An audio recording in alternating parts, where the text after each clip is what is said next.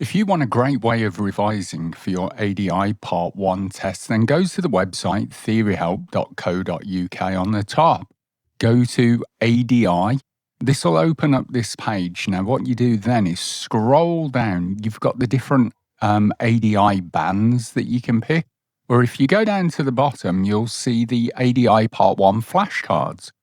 This opens up the different bands, 1, 2, 3, and 4.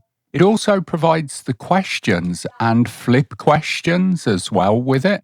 So you can go on to it, you'll see the questions, then you click on it, gives you the answer and the explanation. So not only are you getting to know the potential questions, but you're also beginning to understand the subject better, because it's not just the questions that will come up, but the questions that might come up as well. So theoryhelp.co.uk.